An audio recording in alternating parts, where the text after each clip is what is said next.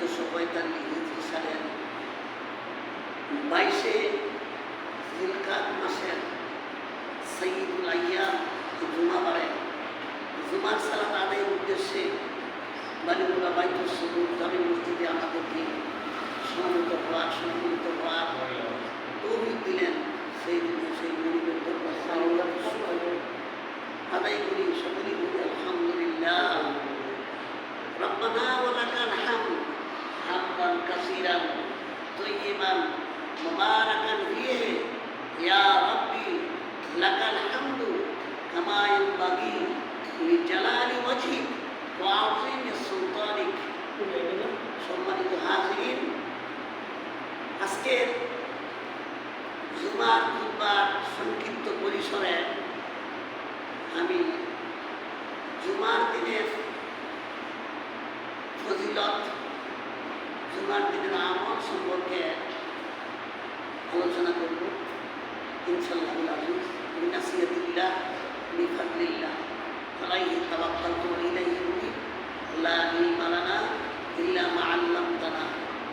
আসলে আমার বলার কিছু নাই, আমি এক নগণ্য আল্লাহর এক পাপী বান্দা। মহান আল্লাহ তাআলা যদি আমাকে কিছু বলার তৌফিক দেন তবেই বলতে পারবো। আমি তার সাহায্য কামনা করছি। রব্বি জিদনি ইলমা রব্বি জিদনি ইলমা রব্বি ইশরাহ লি সাদরি ওয়া ইয়াসসির লি উহলুল উকদাতাম মিন লিসানি ইয়াফকাহু কাওলি। সম্মানিত হাজিরিন, মহান আল্লাহ তাআলা একটি সুন্নাত হচ্ছে, তার একটি নীতি হচ্ছে, তিনি কোনো মানুষের উপর কোনো মানুষকে প্রাধান্য দেন, কোনো এলাকাকে কোনো এলাকার উপর প্রাধান্য দেন, কোনো ব্যক্তিকে ব্যক্তির উপর প্রাধান্য দেন, কোনো শহরকে শহরের প্রাধান্য দেন, কোনো দিনকে দিনের উপর প্রাধান্য দেন। এটা হচ্ছে তার সুন্নাত। যেমন বলা হয়েছে ফাদ্দালাল্লাহু আলাল ইনসান ওয়া আলাল ইনসান, ফাদ্দালাল্লাহু জামান আলাল জামান, ফাদ্দালাল্লাহু আলাল মাকান আলাল মাকান। বলা হয়েছে যে আল্লাহ কোনো ব্যক্তির উপর কোনো ব্যক্তির প্রাধান্য দেয়। এই বিশ্বে সমস্ত মানুষের মর্যাদার চাইতে পৃথিবীতে মানুষের যত মর্যাদা হইতে পারে সকল মর্যাদা চাইতে শ্রেষ্ঠ মর্যাদার একজন মানুষ, তিনি হচ্ছেন সাইয়্যিদুল মুরসালিন আশরাফুল আম্বিয়া জনাব মুহাম্মদ সাল্লাল্লাহু আলাইহি ওয়াসাল্লাম। তার উপরে কোনো মানুষের সম্মান নাই। আল্লাহর পরে যদি কারো সম্মান থাকে তাহলে হচ্ছে সেই ব্যক্তি বিশ্বনবী সাইয়্যিদুল মুরসালিন, তার সম্মান। আল্লাহ তার সম্মান পৃথিবীর সমস্ত মানুষের উপর, সমস্ত নবী আলাইহিস সালামের উপর মানে প্রাধান্য দিলেন। অনুরূপভাবে তিনি স্থান পৃথিবীর সমস্ত এলাকাকে সমস্ত এলাকার চাইতে শ্রেষ্ঠ এলাকা হিসেবে ঘোষণা দিলেন। কামা সূরা তিনে বলছেন ওয়াত-তিনি ওয়াজ-যাইতুন ওয়া তুরি সিনিন ওয়া হাযাল বালাদিল আমিন। মহান আল্লাহ তাআলা শপথ করে বলেন যে আমি 4টে বিষয়ের শপথ করলাম, আর মক্কা শহরকে নিরাপত্তার শহর, পৃথিবীর মধ্যে সবচেয়ে দামি শহর, সবচেয়ে উন্নত শহর বানাই। আল্লাহ পৃথিবীর সমস্ত স্থানের চাইতে মক্কা নগরীকে বেশি সম্মান করেন। এই জন্য তিনি শপথ করে বলছেন।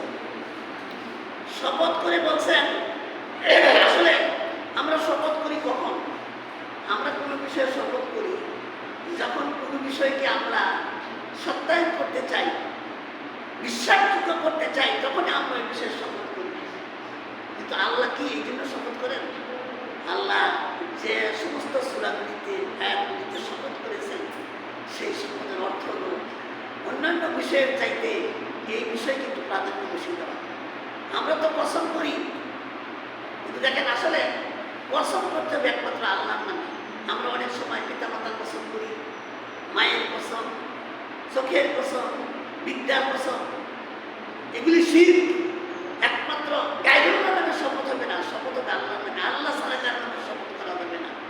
এই জন্য বিষয় হলো আল্লাহ, মহান আল্লাহ তাআলা এই পৃথিবীর মধ্যে সবচেয়ে দামি জায়গা, সবচেয়ে সম্মানী জায়গা করছেন মক্কা নগরীকে বালাদুল আমিন বলছে, হাযাল বালাদুল আমিন, নিরাপত্তার শহর। আর এই মক্কাকে তিনি হারাম করেছেন, সম্মানিত করেছেন। অনুরূপভাবে তিনি কোনো সময়কে কোনো সময়ের উপর প্রাধান্য দেন। যেমন আমি যদি আপনাদেরকে জিজ্ঞাসা করি, বছরের 365 দিনের মধ্যে সবচেয়ে দামি দিনটা কোনটা? আপনারা অনেকেই বলবেন বছরের 365 দিনের মধ্যে সবচেয়ে দামি দিন হচ্ছে ইয়াউমুল আরাফা। ইয়াউমুল আরাফার চাইতে শ্রেষ্ঠ কোনো দিন হতে পারে না। রাসূল বলছেন এই দিন মানুষকে এত বেশি ক্ষমা করা হয়, যেই পরিমাণ ক্ষমা বছরে আর কোনোদিন করা হয় না। এই জন্য শয়তানের হাল এই ইয়াউমুল আরাফার দিনে শয়তানের হাল এমন বেহাল অবস্থা থাকে, রাসূল বলছে আমি শয়তানকে তার নিজের চুল ছিঁড়তে দেখেছি। সে গুসায় তার নিজের চুলগুলি ছিঁড়ছে, কারণ এত মানুষকে আল্লাহ ক্ষমা করে দিচ্ছে, এটা তার কলিজায় মানছে না। এই জন্য পৃথিবীর মধ্যে এই বছরের মধ্যে সবচেয়ে দামি দিন হচ্ছে 365 দিনের মধ্যে সবচেয়ে দামি দিন হচ্ছে ইয়াউমুল আরাফা। এবার প্রশ্ন আসে, তাহলে বছরের মধ্যে সবচেয়ে শ্রেষ্ঠ মাস কোনটি? আসলে আমরা জানি বছরের মধ্যে সর্বশ্রেষ্ঠ মাস হচ্ছে রমজান, কারণ শাহরুর রমজান আল্লাযী উনজিলা ফীহিল কুরআন। এই রমজান মাসটা এমন মাস যেই মাসে কোরআন নাযিল করেছেন। এই কোরআন নাযিল করার কারণে মাসকে আল্লাহ বছরের মধ্যে সর্বশ্রেষ্ঠ মাস হিসেবে সাক্ষাৎ করেছেন। তাহলে বছরের মধ্যে সবচেয়ে দিন হিসাবে দামি হচ্ছে ইয়াউমুল আরাফা, আর মাস হিসাবে সবচেয়ে দামি হচ্ছে রমজান মাস। এবার প্রশ্ন তাহলে সপ্তাহের মধ্যে 7 দিনের মধ্যে সর্বশ্রেষ্ঠ দিন কোনটি? আবু দাউদের হাদিসে আসছে, রাসূল সাল্লাল্লাহু আলাইহি ওয়াসাল্লাম বলেন যে এই বছরের মধ্যে সপ্তাহের মধ্যে সবচেয়ে দামি একটা দিন হচ্ছে ইয়াউমুল জুমআ। ইয়াউমুল জুমআকে ঈদের সাথে তুলনা করছে, এটা হচ্ছে ঈদ বছরে। এবং কি এমন না, হাদিস শরীফে আসছে যে বছরে 2টা ঈদ, ইয়াউমুল ফিতর, ইয়াউমুল আযহা, এবং ইয়াউমুল ঈদুল ফিতর এবং ঈদুল আযহা। এই 2টা ঈদের চাইতে জুমার ঈদকে আরো বেশি মর্যাদাবান করা হয়েছে। এই জন্য বছরের মধ্যে সর্বশ্রেষ্ঠ, সপ্তাহের মধ্যে সবচেয়ে শ্রেষ্ঠ দিন হচ্ছে ইয়াউমুল জুমআ। এবার কেন ইয়াউমুল জুমার এত দাম, আমরা একটু আলোচনায় আসি। জুমার দিনের দাম কেন এত? এখানে মুফাসসিরগণ বলেন যে জুমার দিনের দাম হওয়ার 5টা কারণ। জুমার দিনের মূল্য হওয়ার, দাম হওয়ার, মর্যাদার হওয়ার 5টি কারণ। তার 5টি কারণের মধ্যে প্রথম কারণ হচ্ছে এই দিন হযরত আদম আলাইহিস সালামকে আল্লাহ সৃষ্টি করেছিলেন। এদিন খালাকা আদামা, এদিন আল্লাহ আদমকে সৃষ্টি করেছিলেন। এই জন্য আল্লাহ এই দিনকে অনেক বেশি সম্মানিত করেছেন। দ্বিতীয় কারণ হচ্ছে এই দিনই আদমকে জান্নাত থেকে বহিষ্কার করেছিলেন। তৃতীয় কারণ হচ্ছে এই দিনই আদম আলাইহিস সালাম পাক হয়েছিল। আর চতুর্থ কারণ হচ্ছে এই দিনের মর্যাদা হওয়া। চতুর্থ কারণ হচ্ছে এই দিনটা হচ্ছে এমন একদিন যেই দিনে বান্দা যা চাইবে তাই কবুল করা হবে। এই দিনে এমন একটা মুহূর্ত রয়েছে, এমন একটা সময় রয়েছে, বান্দা যা চাইবে ওই মুহূর্তে তাই কবুল করা হবে। এই জন্য 4 নম্বরে শুক্রবার জুমার দিনের মর্যাদা, এই দিনে দোয়া কবুল, দোয়া কবুলের গ্যারান্টি দেওয়া আছে। 5 নম্বর, এই দিনই আকিদুল কিয়াম, কি ইয়াউমুল কিয়ামা, এই দিনই কিয়ামত কায়েম হবে। এই জন্য এই 5টা কারণে এই জুমার দিনের মর্যাদা এত বেশি। এই জন্য দেখেন এই জুমাটা কেন নামকরণ করা হলো, জুমাকে কেন জুমা বলল? জুমা আমরা জানি এই জুমাকে আরবের লোকেরা বলতো ইয়াউমুল আরবা। আরবে এই জুমাকে ইয়াউমুল আরবা বলতো। এই জুমার দিন ছিল তাদের কাছে আরবা, এবং তারা জুমাকে অনেক সম্মান, আরবার দিনকে অনেক সম্মান করতো। ওই দিন কাবায় যেত, কাবাকে তাজিম করতো। আরবের পদ্ধতিকেও কাফের মুশরিকরাও ইয়াউমুল আরবা, আমরা যাকে জুমার দিন বলি, ওইটা তারা বলতো ইয়াউমুল আরবা। ওই আরবাকে তারা সম্মান করতো, অত্যন্ত মজা হইত। ওই দিন কাবাকে তাজিম করতো। তো কথিত আছে হাফেজ ইবনে হাজার আসকালানি রাহমাতুল্লাহ আলাইহি, তিনি বলেন যে রাসূল সাল্লাল্লাহু আলাইহি ওয়াসাল্লামের জন্ম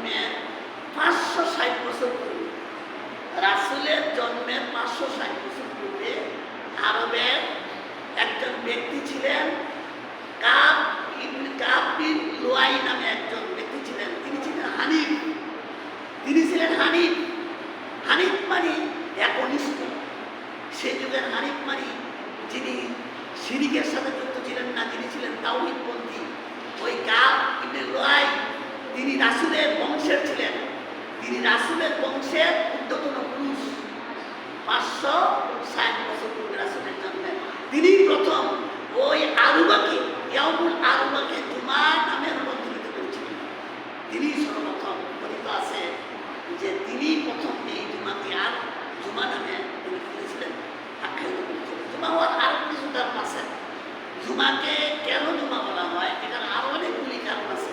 তার মধ্যে একটা কারণ হচ্ছে যে মহান আল্লাহ তাআলা হযরত আদম আলাইহিস সালামের টাকসা তৈরি করেছিলেন। তার যখন টাকসা তৈরি করলেন, আর ওই টাকসাগুলি তার অবকাঠামোগুলি যেদিন সংযুক্ত করেছিলেন, একত্রিত করেছিলেন, ওই দিনটাই ছিল ইয়াউমুল জুমা। তো জুমা শব্দের অর্থ হলো একত্রিত করা, একত্র করা, জমা করা। এই যে আমরা বলি না জমা ডাবি শব্দ, জমা করা, একত্রিত করা। জুমা শব্দের অর্থ হলো, জমা শব্দের অর্থ একত্রিত করা। ওই দিন হযরত আদম আলাইহিস সালামের টাকসাকে একত্রিত করা হয়েছিল বিদায় ওই দিনকে ইয়াউমুল জুমা। তাছাড়াও ইয়াউমুল জুমাকে জুমার নামকরণ করার অনেক হাদিস রয়েছে। একটা মতে রয়েছে কিয়ামতের যেদিন অনুষ্ঠিত হবে সেই দিনটা হবে ইয়াউমুল জুমা। আর কিয়ামত একটা মহাসমাবেশ, পৃথিবীর সমস্ত মানুষ একটা ময়দানে উপস্থিত হবে, সমবেত হবে। ওই দিনকে জুমা বলা হয়। যত সমস্ত মানুষ একত্রিত হবে, জমা হবে, এই জন্য এই দিনকে ইয়াউমুল জুমা বলা হয়। তো দেখেন, এই জন্য আমরা এই জুমার অনেক মর্যাদা, অনেক ইজ্জত, অনেক সম্মান, অনেক মর্যাদা। আজকে আমাদের এই বিষয়ে আমরা কিছুই জানি না। এবং আরেকটা হাদিসে আছে জুমার ফজিলত সম্পর্কে। হাদিসে আসছে যে এই দিনে যদি কোনো মুমিন মারা যায়, এই দিনে যদি কোনো মুমিন ব্যক্তি মারা যায়, তার ফয়সালা যাই হোক, কবরের আযাব হবে না। এই শুক্রবার দিন যেটা আমরা জুমাবার বলি, ওই দিন যদি কোনো মুমিন ব্যক্তি, খেয়াল করে বুঝবেন, মুমিন যদি মারা যায় তাহলে তার কবরের আযাব হবে না। এখন এটা নিয়ে যদি মনে করেন যে তাইলে তো এমন আছে যারা নামাজ পড়ে না, যারা বেদাতি কাজ করে, যারা খুন খারাপি করে, যারা মিথ্যা বলে, গীবত করে, পরচর্চা করে, মানুষকে ঠকায়, সন্ত্রাসী করে, এরা যদি শুক্রবার মারা যায় তাইলে কি বিষয়টা হলো, এখানে বলা হচ্ছে মুমিনের কথা। এই সমস্ত গুণগুলি মুমিনের না। মুমিন কখনো গীবত করতে পারে না, মুমিন কখনো পরচর্চা করতে পারে না, মুমিন কোনো মানুষের ক্ষতি করতে পারে না। দেখেন, ঈমান শব্দটা আমনুন শব্দ থেকে আসছে। ঈমান শব্দটার উৎপত্তি আমনুন। আমনুন হলো মূল শব্দ, আর আমনুনের অর্থ হলো নিরাপত্তা। মুমিন সেই ব্যক্তি যার কাছে পৃথিবীর সমস্ত মাখলুকের নিরাপত্তা আছে। আপনি যদি পৃথিবীর সমস্ত মাখলুকের নিরাপত্তা দেন না, আপনি মুমিন না। তাই ওই ব্যক্তি কোনো অবকাশ নাই যে মুমিন ছাড়া একজন নামদারি মুমিন, মুখে মুখে মুমিন বইয়া শুক্রবারে মারা গেল আর সে কবরে আযাব হবে না, এটা বরং এটা মুনাফিকি। বরং এই ধরনের আচরণ করা, নিজেকে মুমিন হিসেবে জাহির করা আর ইসলাম গরিত কাজ করা, এটা মুনাফিকের কাজ। আর মুনাফিক সম্পর্কে আল্লাহ বলছি, ইন্নাল মুনাফিকিনা ফি দারকিল আসফালি মিনান নার। মুনাফিকরা তো জাহান্নামের সর্বনিম্ন স্তরে যাবে। আবু জাহেল জাহান্নামে যাবে, তারপরে ফেরাউন জাহান্নামে যাবে, নমরুদ জাহান্নামে যাবে, কারুন জাহান্নামে যাবে, সাদ্দাত জাহান্নামে যাবে। কিন্তু মুনাফিকের মতো এত নিকৃষ্ট জাহান্নামে কেউ যাবে না। এরা থাকবে জাহান্নামের উপরে, আর মুনাফিক থাকবে জাহান্নামের সর্বনিম্ন স্তরে। অতএব এই সমস্ত নামদারি মুমিন, মুসলমান নামদারি, অথচ তার মুসলিমের কোনো আচরণ নাই, এরা হলো এরকম, এরা তো জঘন্য, এরা জাহান্নামের নিম্ন স্তরে যাবে। অতএব শুক্রবার দিন যদি কোনো, জুমার দিন যদি কোনো মুমিন ব্যক্তি মারা যায়, আর যাই হোক, সহিহ হাদিস মতে তার কবরের আযাব হবে না। এইভাবে জুমা দিনের অনেক ফজিলত রয়েছে। আমরা এই সমস্ত ফজিলত সম্পর্কে আমরা অকেন্দ্রিক হয়ে আমরা যেন এই সমস্ত আমলগুলি করি। এবং শুক্রবার, দেখেন, শুক্রবারে জুমার দিনে আমরা অনেক সময় ব্যাখ্যা থাকি, অনেক সময় আমাদের এটা কোনো গুরুত্ব দিই না। আজকে আমাদের সমাজে দেখেন কত মানুষ আছে মসজিদের লোক নাই। এখন পৃথিবীতে মানুষের কত ভারে এমন অবস্থা হয়েছে, এখন তো কার্বন ডাইঅক্সাইড বাইরে গেছে না, তাপমাত্রা বাইরে গেছে, মানুষ বেশি হওয়ার কারণে। যেখানে মসজিদও মানুষ নাই, যেখানে থাকার কথা সেখানে নাই। এই যে এত বরকতময় দিন, আজকের দিনে এত মর্যাদা, এরা ঈদের দুইটা ঈদের চেয়ে বেশি বলা হয়েছে। তিরমিজি শরীফের হাদিসে আসছে ওই দুইটা ঈদের চাইতে আজকে জুমাবারের মর্যাদা আরো বেশি। হযরত ওমর ইবনে খাত্তাব রাদিয়াল্লাহু তাআলা তিনি যখন আমিরুল মুমিনিন খালিফাতুল মুসলিমিন, তার শাসনামলে একদিন ইহুদি আইসা হযরতে আমিরুল মুমিনিন ওমর ইবনে খাত্তাবকে বললেন, হে আমিরুল মুমিনিন, আপনাদের কিতাবে এমন একটা আয়াত নাযিল হয়েছে যে আয়াতটা যদি আমাদের ইহুদিদের জন্য নাযিল হতো, আমরা ইহুদিরা ওই দিনটাকে ঈদের দিন বানাইতাম। তো ওমর ইবনে খাত্তাব বলল, তুমি কোন আয়াতের কথা বলছো? ইহুদিকে বলল, তুমি কোন আয়াতের কথা বলছো? ইহুদি তখন বললো, আপনাদের কিতাবে সূরা মাইদার 3 নম্বর আয়াতের কথা বলছে, আল-ইয়াউমা আকমালতু লাকুম দীনাকুম ওয়া আতমামতু আলাইকুম নি'মাতি ওয়া রাদিতু লাকুমুল ইসলামা দীনা। এর অর্থ হলো আজ থেকে ইসলামকে মনোনীত হইল, আজকালকে আল্লাহ দিন হিসেবে পরিপূর্ণ করলেন। এই আয়াতের কথা বলছেন। ওমর ফারুক রাদিয়াল্লাহু তাআলা বললেন যে তুমি তো জানো না, এই আয়াত যেদিন নাযিল হয়েছিল এই দিন ছিল ইয়াউমুল আরাফা। আমার খুব মনে আছে যেই দিন এই আয়াতটা নাযিল হয়েছিল ওই দিন ছিল ইয়াউমুল আরাফা, আর ওই দিনটাও ছিল শুক্রবার, জুমা দিন। অতএব এটা নতুন কইরা এই ইহুদি শোনো, এটা নতুন কইরা আমরা ঈদের দিন বানানোর কোনো অবকাশ নাই, যেহেতু আল্লাহ রাসূল বলছে জুমার দিন হচ্ছে ঈদের দিন, এই জন্য এটা আলাদা কইরা এই দিনটারে আলাদা কইরা ঈদের দিন বানানোর কোনো অবকাশ নেই।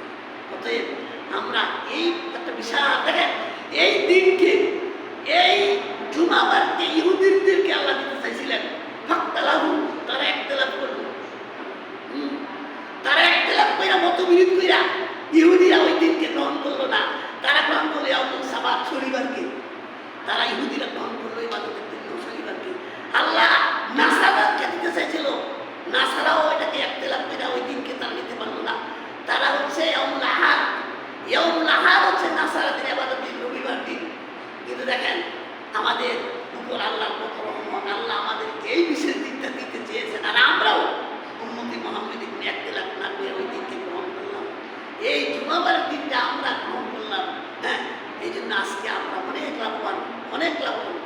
তো এই জন্য বলছিলাম যে আজকে আমরা অনেকে জানি না, যদি জানতাম এই দিনের কি ফজিলত, জীবন দুনিয়ার সমস্ত কাজ কর্ম সংসার সব কিছু ছাইড়া দিয়া জীবনের সব কিছু ফেলে আজকে আমরা জুমায় দাবি করিতাম। আজকে আমরা ওই বিষয়টা না জানার কারণে আমরা জুমার ব্যাপারে এমন একটা ব্যাখ্যা। এবার আমি বলবো জুমার নামাজটা কখন সূচনা হয়েছিল, কখন থেকে জুমার নামাজটা শুরু হয়েছিল তার ইতিহাস। হ্যাঁ, কেউ কেউ বলছে মক্কি জীবনে এটা হয়েছিল, তবে এই হাদিস এই দেওয়া একটা দুর্বল। অনেকে বলছে যে জুমাটা ফরজ হয়েছিল মাক্কি জীবনে, কেউ কেউ বলছে যে মদিনা থেকে মুসা ইবনে উমাইরকে মক্কা থেকে একটা দল মদিনায় পাঠাইছিল, আর এই মুসা ইবনে উমাইরের নেতৃত্বে একটা জমাত তারা জুমার জমাত করছিল, এইরকম কেউ বলে। তবে এটা অনেক দুর্বল। কেউ কেউ বলছে ওটা জুমা ছিল না, ওটা ছিল নফল। তবে বিশুদ্ধ মত হচ্ছে রাসূল সাল্লাল্লাহু আলাইহি ওয়াসাল্লাম যেদিন মক্কা থেকে হিজরত করে মদিনায় গেলেন, সেদিন তিনি প্রথম কুবা পল্লী থেকে পড়ছিলেন, মক্কা থেকে সামান্য দক্ষিণে 3 মাইল দক্ষিণে কুবা পল্লীতে। ওইখানে তিনি সোমবার, মঙ্গলবার, বুধবার, বৃহস্পতিবার এই দিন 4 দিন ছিলেন। শুক্রবার দিন তিনি কুবা থেকে মদিনায় রওনা হলেন। আর সেই দিন মদিনার কাছে গিয়ে বনু সালেম উপত্যকায় গিয়ে জোহরের নামাজের সময় হল। রাসূল যখন দেখলেন বনু সালেমে ওই উপত্যকায় জোহরের সালাতের সময় হলো, তখন তিনি এখানে প্রথম তিনি জুমার সালাত আদায় করেন। এইটাই ছিল ইতিহাসে, এইটাই ছিল বিশুদ্ধ মত। রাসূলের জীবনের প্রথম জুমার সালাত ওই যে 12ই রবিউল আউয়াল যদি তিনি বোঝা দেখেন, তারপরে শুক্রবার হলো 16ই রবিউল আউয়াল। এই 16ই রবিউল আউয়াল হচ্ছে প্রথম জুমা যেটা রাসূলের ইতিহাসে পাওয়া যায়। এরপর থেকে জুমার সালাত মক্কায় মদিনার জীবনে চালু হয়েছে। রাসূলের জীবনে মাদানী জীবনে 500-ও বেশি খুতবা তিনি দিয়েছেন। রাসূল মাদানী জীবনের খুতবার সংখ্যা 500-র বেশি। এই 500-র বেশি তিনি তার জীবনে তিনি জুমার খুতবা দিয়েছেন। এটা হলো জুমার একটু সংক্ষিপ্ত ইতিহাস। এবার আমরা আলোচনা করব জুমার দিনের করণীয় বৃষ্টি আমল সম্পর্কে। আমরা অনেকে জানি না আমাদের জুমার দিনে কি করণীয়। আজকে এখন আমি আলোচনা করব জুমার দিনে আমাদের জন্য বৃষ্টি করণীয় আমল রয়েছে, সুন্নতি আমল। ওই আমলগুলি সম্পর্কে আমরা দেখেন জুমার দিনের আমলগুলি কি। আমি একটা বলবো, আপনারা আস্তে আস্তে করবেন। আর এই আমলগুলি আয়ত্ত করে প্রত্যেকের আমলগুলি করার চেষ্টা করবেন। 1 নম্বরে আমল হচ্ছে মনে রাখতে হবে, এটা একটা ক্লাসের মতো মনে রাখতে হবে। আর বিশেষ করে সারা আমরা অনেকে একটা কাজ ভুল করি, আমরা মনে করি জুমার নামাজে খুতবায় কথা কম দিত না, এটা ঠিক আছে, কিন্তু খুতিবের কথায় সারা দেওয়া এটাও শোনো। এমন না যে খুতিবে আপনি সাইড টক করতে পারবেন না, কিন্তু এটা বুঝে না, কোনো কথা জিজ্ঞেস করলে উত্তর না, এরকম না। রাসূলের খুতবা ছিল আত্মস্থ করা, বারবার বলে দেওয়া এবং সাহাবীর থেকে কথাটা উঠে এলা, তার মুখ থেকে বাইর করা, এটা ছিল সাহাবী। আর রাসূল যখন খুতবা দিতেন রাসূলের চেহারা লাল হয়ে যেত, অত্যন্ত বজ্র কণ্ঠে রাসূল বক্তৃতা দিতেন, এটা ছিল রাসূলের খুতবার ধরন। কিন্তু আমরা খুব নমনীয় করুণার সাথে বলি দয়া করে না, এমনটি না, আসলে একটু সুন্দর। এই জন্য আপনারা কথাগুলি আত্মস্থ করবেন এবং এগুলি আত্মস্থ করে সেটি আমল করার চেষ্টা করবেন। 1 নম্বর মুমিনের জুমার দিনের 1 নম্বর করণীয় হচ্ছে যে এই দিনের ফজরের সালাত জমা দেবেন। এটা হলো 1 নম্বর কাজ। ওই দিনের জুমার দিনের ফজরের সালাতে জমাতে শরীক হওয়া। দেখেন এইটা হলো সবচেয়ে বড় কাজ। আজকে জুমার নামাজে অনেকে আসে, কিন্তু ওই দিন ফজরের নামাজে আসে না। আমাদের প্রতিবার ভাইয়েরা সপ্তাহে 6 দিন আগে উঠে ঠিক হই, আগে উঠতে পারে, অফিস আছে, কাজ আছে, কিন্তু শুক্রবারটা আইসেলি করে। অনেকে যাদের চাকরি বাকরি করে তারা 8টা 9টা 10টার মতো ঘুমায় থাকে, কিন্তু দেখেন এই দিন ঘুমের দিন না। আপনি যদি জানেন যেই দিনে ব্যবসা বেশি হয় এই দিন কি ব্যবসায়িক দোকান বন্ধ করে বয়ে থাকবো? আপনি যদি জানেন যে আজকে মায়ের মাছ মায় করতে সমানে, আপনি কি আজকে বাড়ি বয়ে থাকবেন? যেই দিন বেশি লাভ হয় এবং এই দিকে দৌড়ায়, অথচ শুক্রবারের ফজিলত সবচেয়ে বেশি ছিল, আমলের গুরুত্ব সবচেয়ে বেশি, আর আমরা শুক্রবারে বয়ে থাকি। 1 নম্বর ফজরের ফজর দেখেন আল্লাহ কি বলছে, আল্লাহ সালাত দিয়ে শুরু করছেন। এই যে গুল সালাতের যে গুল সূরা মুমিন 23 নম্বর সূরা, কোরআন মজিদের 23 নম্বর সূরা 1 থেকে 11 পর্যন্ত মুমিনের কোয়ালিটি বলছে। এই 10টা যে কোয়ালিটি বলার মধ্যে কত নম্বরের কোয়ালিটি বলছে? আল্লাহ মুমিনুন আল্লাযিনা মুমিনুন আল্লাযিনা সালাতুহুম খাশু। 1 নম্বরের কোয়ালিটি হচ্ছে মুমিন সালাতে বিনয়ী হবে। তারপরে মাঝে আরো কতগুলি কোয়ালিটি বলছে। শেষের কোয়ালিটি 10 নম্বর কোয়ালিটি হচ্ছে আল্লাযিনা হুম আলা সালাওয়াতিহিম ইউহাফিজুন। 10 নম্বর কোয়ালিটি হচ্ছে নামাজ ব্যক্তি কি হবে, সে নামাজ সম্পর্কে তার সালাত সম্পর্কে হেফাজত করবে, এই কথা বলছে। এখানে 10টা কোয়ালিটির মধ্যে প্রথম শুরু করছে সালাত দিয়া আর শেষ করছে সালাত দিয়া। এরপরে কি এরপরে আয়াতে বলছে এই গুণগুলি যদি সালাতের গুণগুলি সে আয়ত্ত করতে পারে তার কি হবে? উলাইকা হুমুল ওয়ারিসুন আল্লাযিনা ইয়ারিসুনাল ফিরদাউসা হুম ফিহা খালিদুন। আপনি যদি ওই কোয়ালিটিটা অর্জন করতে পারে তাহলে আপনি জান্নাতের উত্তরাধিকার হবেন। পিতা মারা গেলে যেমন সন্তান কোনো কিছু কর্ম করে না, অটোমেটিক সম্পদের মালিক হয়ে যায়, উত্তরাধিকার হয়ে যায়, আপনিও যদি ওই গুণটা সালাতের গুণটা আপনি অর্জন করেন তাহলে আপনি এই উত্তরাধিকারী হয়ে যাবেন। দেখেন ইয়াসআলুনাকা আনিল মুজরিমুন, ওখানে কি বলছে? পাপীদেরকে প্রশ্ন করা হবে, জাহান্নামীর ফেরেশতারা ইয়াসআলুনাকা আনিল মুজরিমুন, এই পাপীরা মা সালাকাকুম ফি সাকার, বলো তোমরা কেন জাহান্নামে এলে? জাহান্নামীরা উত্তর দিবে লাম নাকু মিনাল মুসাল্লিন ওয়া লাম নাকু মিনাল মুতঈমুল মিসকিন।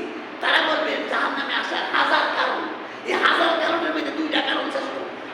একটা হলো সালাত আদায় করি নাই, আরেকটা হলো মা কি মিসকিনদেরকে খেতে দেয় নাই। দেখেন এই জন্য আজকে আমরা সালাতের ব্যাপারে উদাসীন। অনেকে বলে আমি নামাজ না পড়তে পারি, ইমান না পড়োটা, অথচ রাসূল বলছে মান তারাকা সালাতি মুতাআম্মিদান ফাকাদ কাফারা, যে ইচ্ছা করে সালাত ছেড়ে দিল সে কুফরি করলো। তাই জন্য যে ব্যক্তি নামাজ পড়ে না তার নামে এগেইনস্টে মুসলিম লেখা থাকতে পারে, ভোটার লিস্টে লেখা থাকতে পারে, ইউনিয়নের সার্টিফিকেটে মুসলিম লেখা থাকতে পারে, কিন্তু সত্যিকার অর্থে আল্লাহর দপ্তরে সে আর মুমিন থাকে না। বাইনাল আবদে ও বাইনাল কুফরি তরকুস সালাত, মুমিন আর কাফেরের পার্থক্য সালাত দিয়া। মুমিন সালাত পড়ে, কাফের সালাত পড়ে না। অতএব যতক্ষণ আপনি সালাত আদায় করবেন ততক্ষণ আপনি মুমিন, যখন সালাত ছেড়ে দিবেন তখন আপনি মুমিন থাকেন না। এই জন্য অনেকে আছে বছরে সপ্তাহে 35-70 মধ্যে একত্র নামাজ পড়ে জুমার দিন, আর 34 খবর নাই। সেই ব্যক্তিও নিজের দাবি করে না, দাবি করলে হবে না। সালাত দাবি করতে হবে সেই ব্যক্তি যে 5 ওয়াক্ত সালাতের হেফাজত করে। 10 নম্বর কোয়ালিটি সালাতিন হাফিজুন, সালাতের হেফাজত কারা? এটা বিরাট ব্যাখ্যা, আমি আলোচনায় যাব না। সালাতের হেফাজতের কথা বলতে গেলে 1 ঘন্টা সময় লাগবে। এই জন্য সালাতের হেফাজত এই ব্যক্তি করে না, সে মুমিন না। আপনি নামাজ পড়ছেন 2 ওয়াক্ত 4 ওয়াক্ত পড়ছেন, মুমিন না।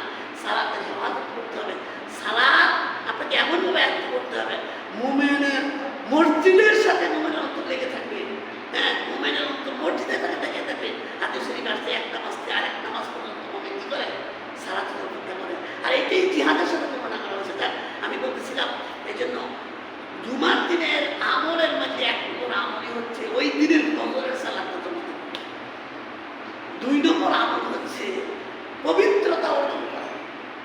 জুমার দিনে স্পেশালিস্ট পবিত্রতা অর্জন করতে হবে, স্পেশাল করা জুমার দিনে। এই জন্য আপনি কি করবেন, আগের দিন বৃহস্পতি থেকে চুল নখ এগুলি কাটবেন। বৃহস্পতিবার থেকে তৈরি হয়ে যাবেন, চুল কাটবেন, নখ কাটবেন, মুছ কাটবেন। আবার দাড়ি কাটা শুরু করেন না, যেহেতু দাড়ি কাটার কোনো বিধান নাই।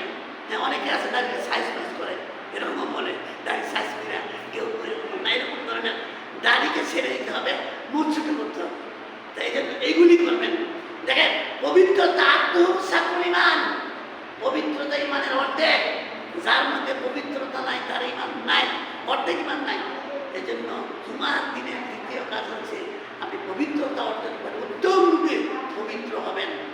জুমার দিনের 3 নম্বর কাজ হচ্ছে দিনভর দুরূদ পড়বেন, বেশি বেশি দুরূদ পড়বেন সারাদিন। আপনি বেশি বেশি দুরূদ পড়বেন সারাদিন, যত বেশি পারেন দুরূদ। এই জন্য দেখেন, কেউ যদি দুরূদ পড়ে তার 3টা গুণ, 3টা উপকার হয়। একটা হলো আল্লাহ তার মর্যাদা বাড়ায় দেয়, একটা হলো তার 10টা নেকি দেয়, আর 10টা পাপ তার কেটে দেয়। এই 3টা উপকার হয়। এই জন্য বেশি বেশি দুরূদ পড়া। সাহাবীরা বলেন, ইয়া রাসূলুল্লাহ, আপনি যখন মৃত্যুবরণ করবেন, রাসূল বললেন যে আমার কেউ দুরূদ করলে এটাকে আমার কাছে ফেরেশতারা পৌঁছায় দেয়। তো এক সাহাবী বলেন, ইয়া রাসূলুল্লাহ, আপনার কাছে মরে যাবেন, পৌঁছে দেবেন, তখন আপনাকে দুরূদ কিভাবে করবেন? তখন বললেন রাসূল, দেখো নবীরা আল হায়া, নবীরা হচ্ছে কবরে জীবিত। তোমাদের মতো নবীরা পচে গলে যায় না, নবীরা জীবিত থাকে, কবরে জীবিত থাকে। নবীদের লাশ মাটির জন্য আল্লাহ হারাম করে দিছে। আর একদল ফেরেশতারা থাকবে, কে কোথায় দুরূদ করে সেটা রাসূলের কাছে নিয়ে যাবে। তো বিষয় হলো, এটা নিয়ে অনেক কারাবারি করে আমাদের দেশে, হায়াতুন নবী বলে। তাহলে আমি একদিন গেলাম না, বলেন মানুষ রাসূল যে মৃত্যুবরণ করছে এটা মানে না। কোরআন শরীফে কি বলছে? ইন্নাকা মাইয়াতুন ওয়া ইন্নাহুম মাইয়াতুন। হযরত ওমর ফারুক রাদিয়াল্লাহু আনহু রাসূলের মৃত্যু সংবাদ সহ্য করতে না পাইরা ঘোষণা দিল, যেই বলে রাসূল মৃত্যু করবে তাই হত্যা করবে। দরবারে নিয়ে বাড়ি গেছে, যে বলে রাসূল মৃত্যু করবে তাই হত্যা করবে। এমন বেশি আবেগে ছিলেন তিনি। যখন এরকম বলেন, আবু বকর সিদ্দিক বলেন, ইয়া ওমর, তুমি কি করতেছো? তুমি এই কোরআনের আয়াত পড়ো না, ইন্নাকা মাইয়াতুন ওয়া ইন্নাহুম মাইয়াতুন। রাসূল বলছে আমিও মৃত্যুবরণ করবো, সবাই মৃত্যুবরণ। রাসূল ইসলামের এই আয়াত কোরআনের আয়াতটা তখন শুনলো, তখন তিনি ধপ কইরা আগুনের মধ্যে পানি ঢাললে যে নিবা জায়গা, তিনি ধপ কইরা বইয়া বললেন। এখন তিনি বললেন, এতক্ষণ তিনি জানলো ছিলেন আবেগের কথা। রাসূল মৃত্যুবরণ করছে, তবে আমাদের মতো পৈত্যাগে তুলে গেছে গা, মানে এমন না। তাদের মৃত্যু আমাদের মতো না, তাদের লাশ কবরে কিন্তু হারাম। কিন্তু এই দেখে কেমন কইরা এক শ্রেণীর লোকেরা হায়াতুন নবী বলে, তারা বলে রাসূলের কয়েকবার থেকে রাসূল সব শুনে সব করতে পারে এবং সব কিছু পারে। এমনকি ওই যে কি জানি রাফাই, আপনারা শুনছেন না, এই কি জানি রাফাই নাম ছিল, একবার তিনি নাকি হজ করতে গিয়া, হ্যাঁ, তিনি রাসূলের কাছে গিয়ে সালাম দিলেন। এই রাফাই যখন সালাম দিলেন, কবর থেকে হাত বাড়িয়ে এলো, হ্যাঁ, 90,000 মানুষ এরকম বিদ্যুতের চমক দেখিয়া, হ্যাঁ, রাফাই কি করছে, হাত বাড়িয়েছে, রাসূল তাকে হাত বার করে দিলেন মুসাফা করার জন্য। এই ধরনের উদ্ভট কথাবার্তা আছে। যাক, এইগুলি নিয়ে অনেক কথাবার্তা, আমি এগুলি যাবো না। তবে রাসূল জীবিত বলতে আমাদের মতন খায়, আমাদের মতন নিয়ে এরকম না। ওইটা হায়াতুন কি, এটা হলো রাসূলের এই কবরের জগতে জীবিত। ওই জীবিত আর দুনিয়ার জীবিত থাকা একরকম না। এটা হচ্ছে মানুষের ভুল বুঝাবুঝি করে। এই জন্য রাসূলের প্রতি বেশি বেশি দুরূদ করা। 3 নম্বর হচ্ছে, 3 নম্বর জুমার দিনের আমল হচ্ছে বেশি বেশি দুরূদ পড়া। যে বেশি বেশি দুরূদ করবে সেই বেশি সফল হবে। এই জন্য দুরূদ বেশি পড়া। 4 নম্বর হচ্ছে সূরা কাহাফ পড়া। সূরা কাহাফ তো এমন বলা হয়েছে, সূরা কাহাফের 10 আয়াত যদি কেউ পড়ে, তাহলে সে দাজ্জালের ফিতনা থেকে সে নিষ্কৃতি পাবে, মুক্তি পাবে। সূরা কাহাফ। আর যদি পুরা কাহাফ পড়ে, তাহলে তার জন্য একটা নূর হবে। এই নূরটার ব্যাখ্যা 2 রকম আছে। কেউ বলছে 1 সপ্তাহ প্রতি পুরা সপ্তাহ তার জন্য নূর হবে, কেউ বলছে এটা হবে হেদায়েতের নূর হবে, কেউ বলছে অন্য কোনো উপকার হবে। আবার এটা কেউ ব্যাখ্যা করছে, এই নূরকে ব্যাখ্যা করছে কিয়ামতের যখন কঠিন সময়ে সিরাত মানুষ পার হতে পারবে না, অন্ধকারাচ্ছন্ন হবে, সেই সিরাতের জন্য আলো হবে, ওটা নূর হবে। এবং এই কাহাফ পাঠকারী ব্যক্তি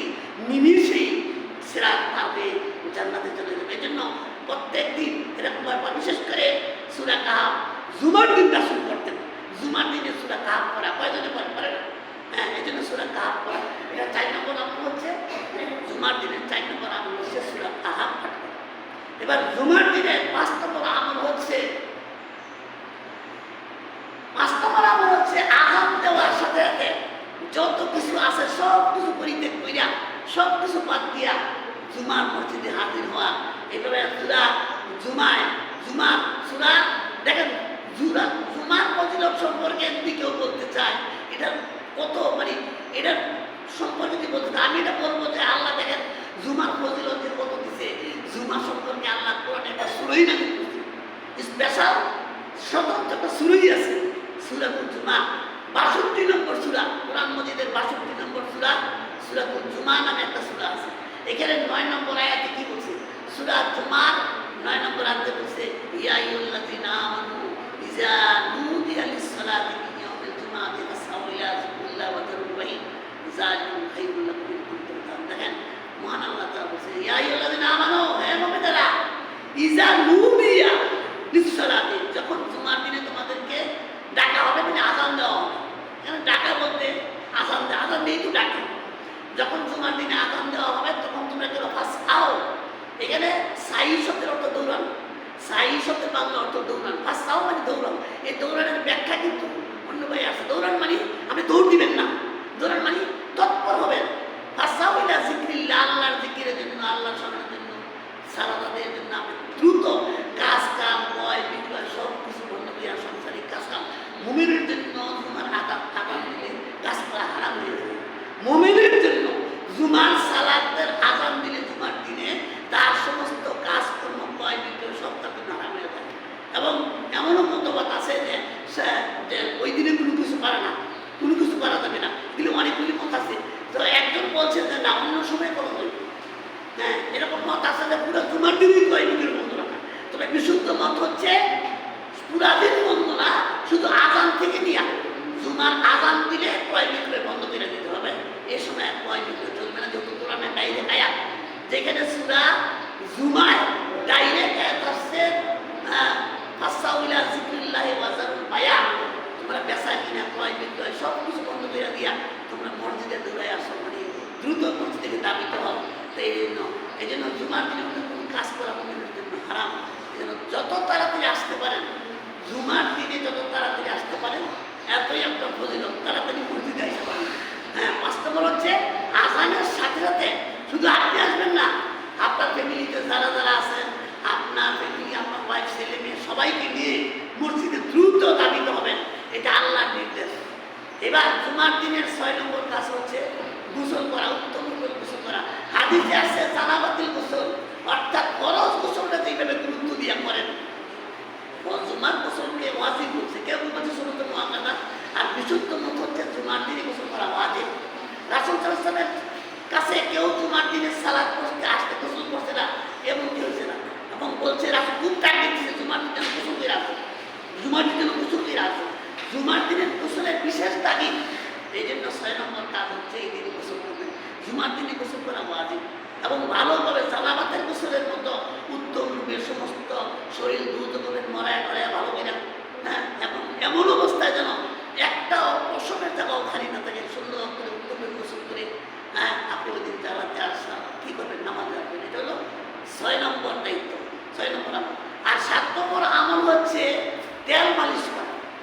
দেখেন আমরা তো এখন আর তেল মালিশ করি না, আমরা এখন সোসাইটির সমাজে, উন্নত সমাজে বিভিন্ন রকমের আমাদের আধুনিক প্রসাধনী হচ্ছে, বিভিন্ন দামি দামি গোসল, দামি ব্যান্ডেল গোসল এখন বাইরে তেল দেয় না।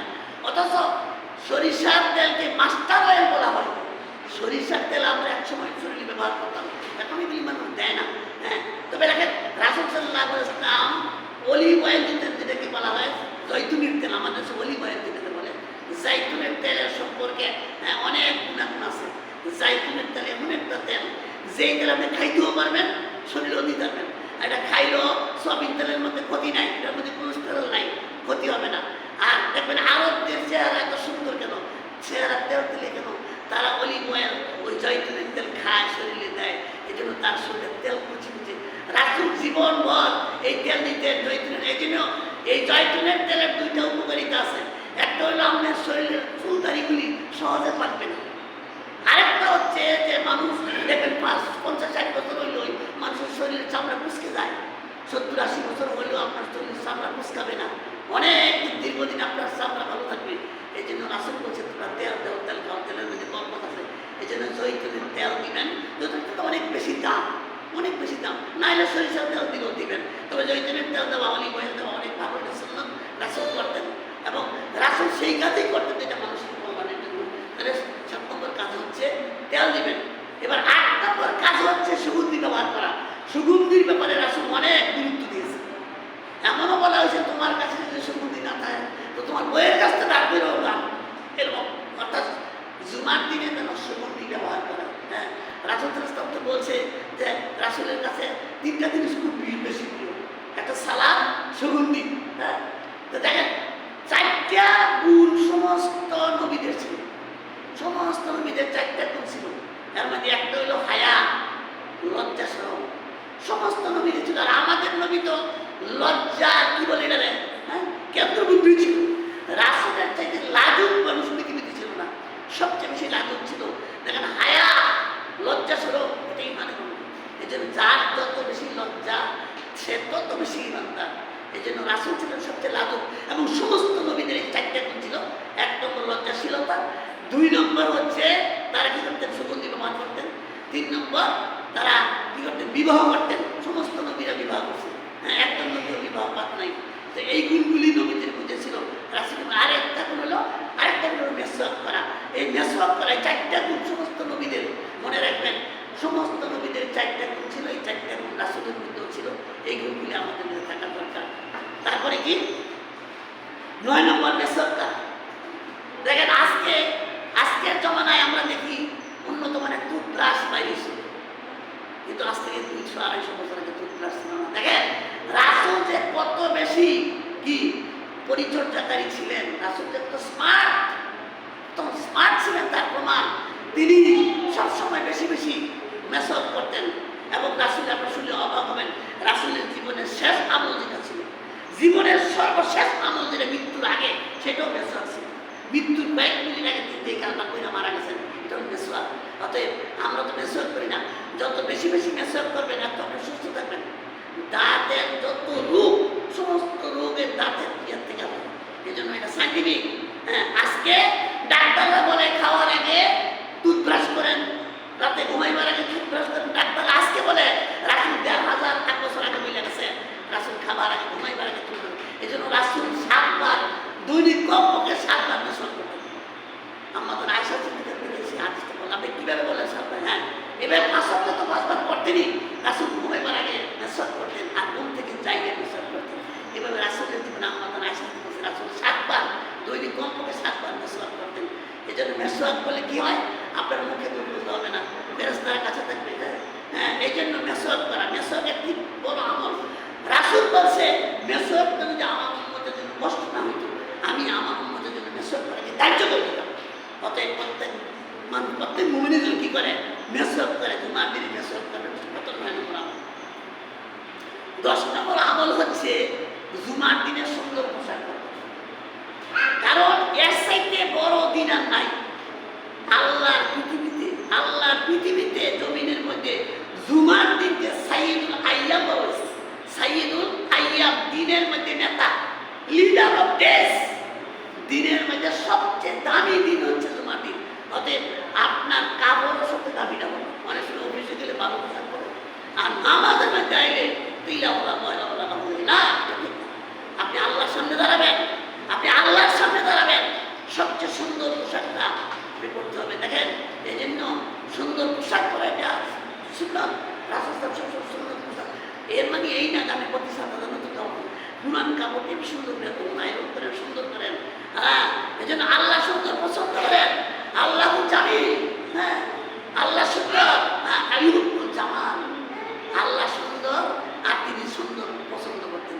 এই জন্য যে বেশি সুন্দর জামা পরবেন, এটা হলো সবচেয়ে বড় বরকত। জুমার দিনে সবচেয়ে দামি জামাটা পরে, অনেকে দেখা যায় জুমার দিনে নামাজ পড়তে হয়েছে ময়লা কাপড় পরে, কিন্তু পরক্ষণে ওই মসজিদে গিয়ে ওই শ্বশুর বাড়ি থেকে এই কাপড়টা বদলায় নতুন একটা কাপড় ইস্ত্রি করে পরবো না, এটা ঠিক না। আপনার এর চাইতে কি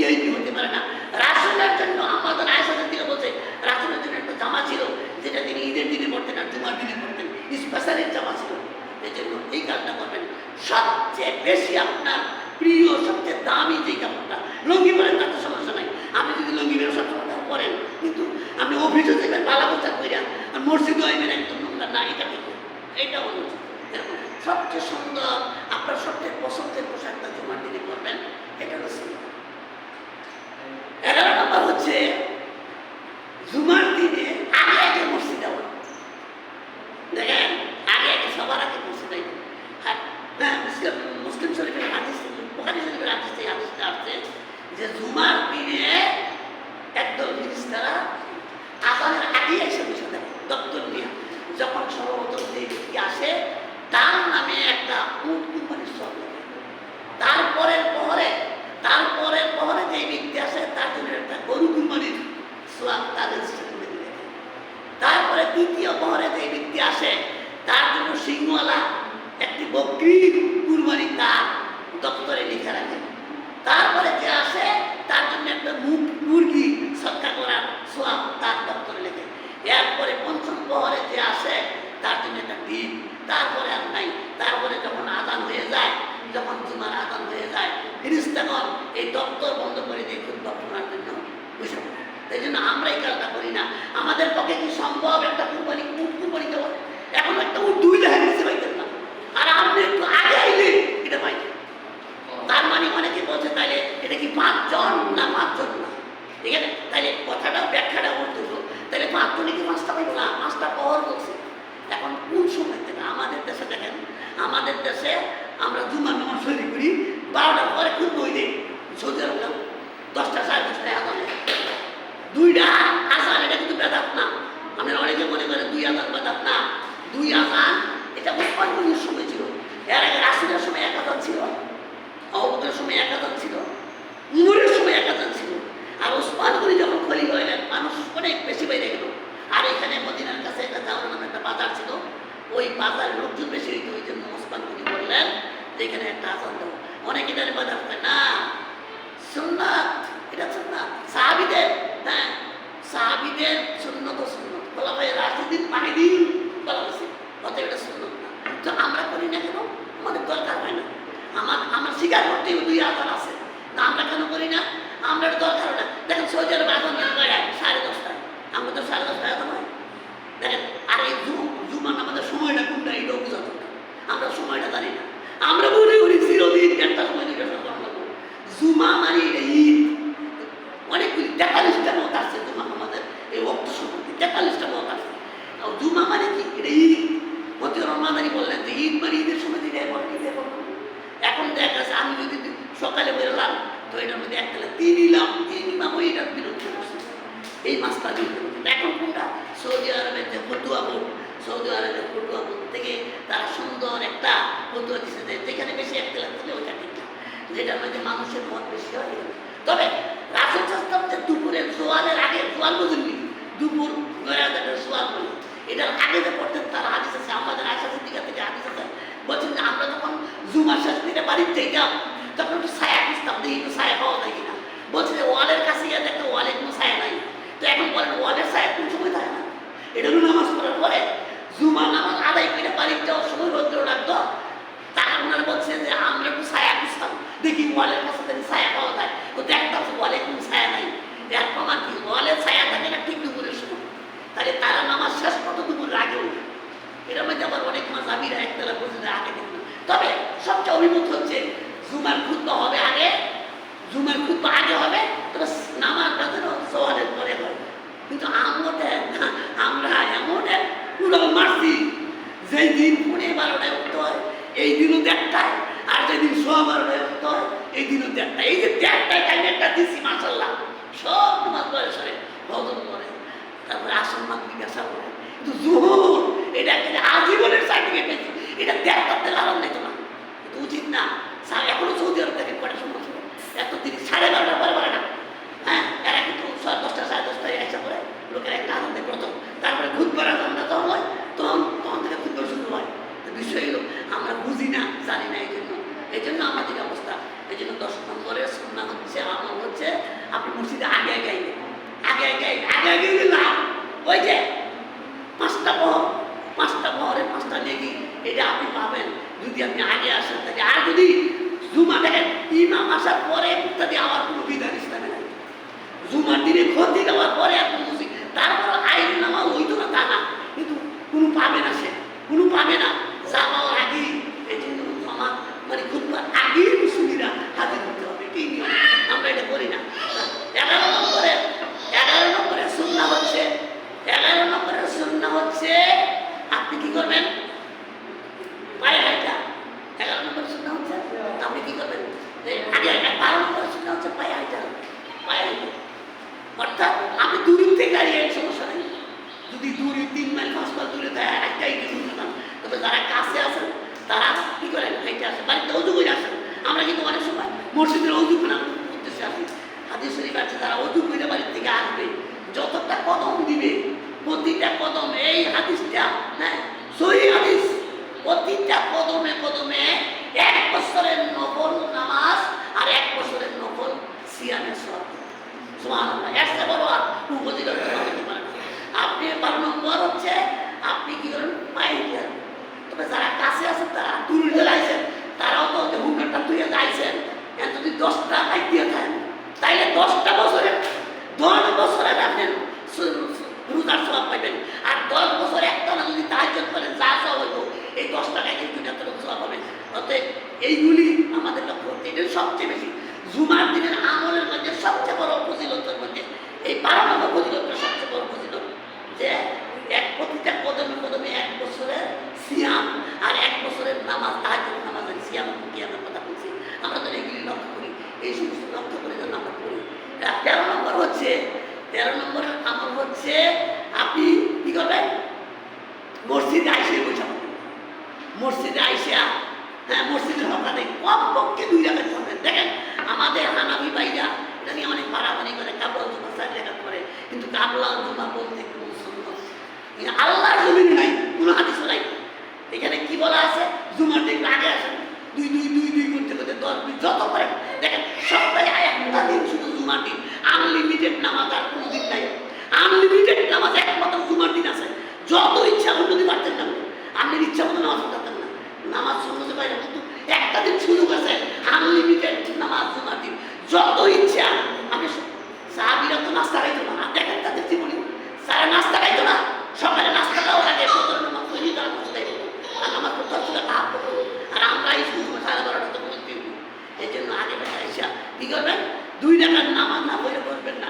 রাসূল খুতবা দিচ্ছে, এক সাহাবী আসতেছে, এটা দপ করে বসে বসে, রাসূল দেখলেন, বলেন কুম কুম, তুমি কি কুম করো, দাঁড়াইছে, বললো তুমি কি করো, 100 রাকাতাই 2 রাকাত নামাজ পড়ে বসো।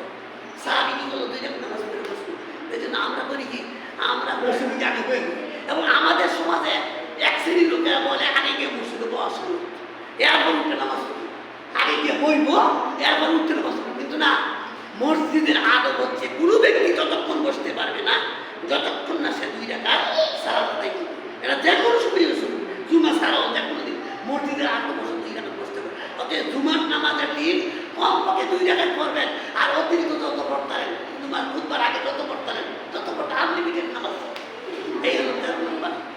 14 নম্বর হচ্ছে এই দিনে সালাতে আইসা কারো ঘাট দিন গিয়া কারো 5 মিনিটের সামনে আইবেন, আসলে কিন্তু নেতা নাই কোনো কাছে আর আইব শেষে আইয়া প্রথম কথা আইব কয়েকদিনে 5 মিনিটের ঘাট দিকে না। আদি জিনিসের এক ব্যক্তি রাসূলের সময় এইভাবে জুমার দিনের ঘাট দিকে আইতেছে, রাসূল দেখলেন, বলেন কে ইজলিস, থামো বসো, রাসূল বসায় দিলেন। এই মাকবুল চলবে না, মসজিদে তোমার এই মাকবুল চলবে না, যেখানে যারা সেখানে মানুষের ঘাট দিকে আইবা নামাজ পড়া তোমার কোনো ফজিলত হবে না। মসজিদ এই দিন তুমি এই কাজ করলে তোমার কোনো ফজিলত হবে না। অর্থাৎ যেখানে জায়গা পাইবা ওইখানেই করবা, মনোযোগ দিয়ে খুতবা শুনবা। 15 নম্বর হচ্ছে মনোযোগ দিয়ে খুতবা শোনা। এখন শুনেন, মনোযোগ দিয়ে খুতবা শুনলে কি হইব, একজন ব্যক্তি সে আসলো মসজিদে, 2 রাকাত সালাত করলো, কাউকে কষ্ট দিল না, কাউকে ডেঙ্গায় গেল না, সে কি করলো, পয়সা বললো, যথাস্থানে পয়সা বললো, আর খুতবা মনোযোগ দিয়ে শুনলো। হাদিস শরীফ আছে 1 সপ্তাহ কাফারা হয়ে যাবে, 7 দিনের তার গুনাহ মাফ হয়ে যাবে, এবং সাথে আরো 3 দিন যোগ করছে, তাইলে 1 সপ্তাহ থেকে আরেক সপ্তাহ মতো 7 দিন, অতিরিক্ত আরো 3 দিন, এই 10 দিনের অগ্রিম তার গুনাহ আছে কিনা মাফ হয়ে যাবে। যে ব্যক্তি মনোযোগ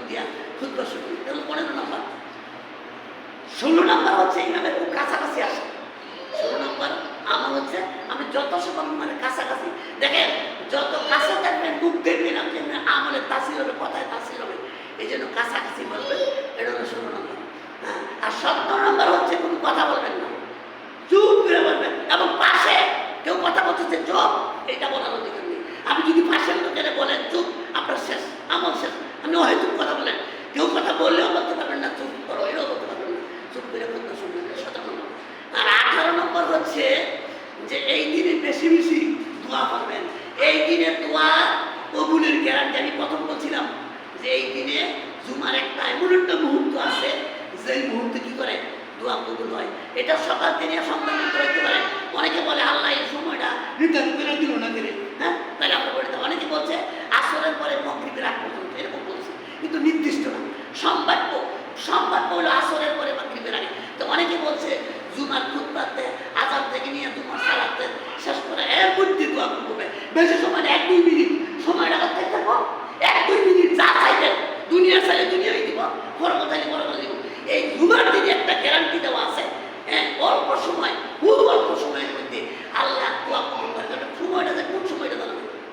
যদি জানা থাকতো তো মাঝে সারাদিন করলে মনে হয় আপনি 70 বছর যে বাঁচছেন, আপনি যদি মনে হতেন যে আপনি জানায় 70 বছর বাঁচবেন, তাহলে তো আপনি 60 বছর 65 বছর মধ্যে আগানো লাগবে।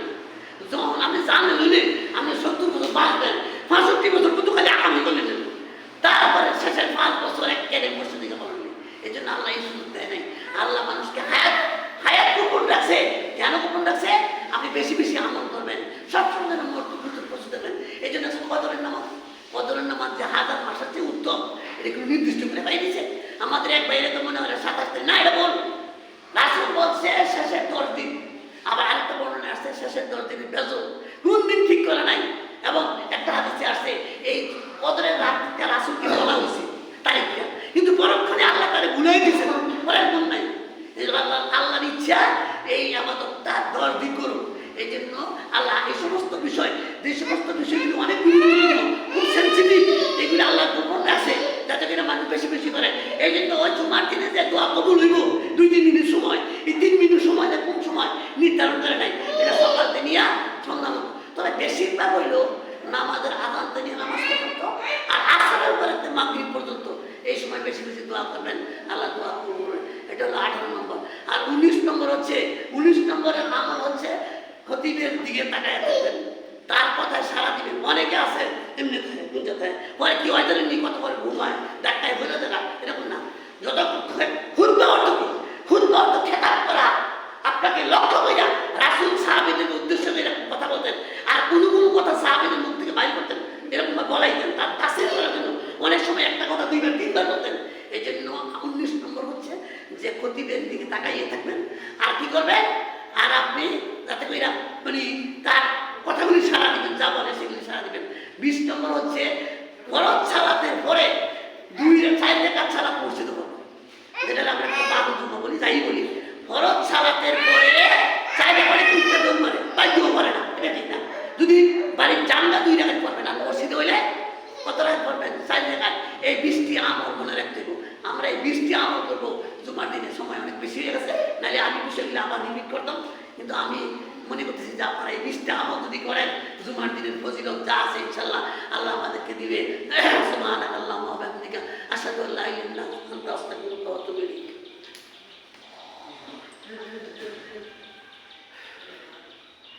আলহামদুলিল্লাহ নাহমাদুহু ওয়া নাস্তাঈনুহু ওয়া নাস্তাগফিরুহু ওয়া নাউযু বিল্লাহি মিন শুরুরি আনফুসিনা ওয়া মিন সাইয়্যাতি আ'মালিনা মান ইয়াহদিহিল্লাহু ফালা মুদিল্লা লাহু ওয়া man yudlil ফala হাদিয়া লাহু ওয়া আশহাদু আল্লা ইলাহা ইল্লাল্লাহু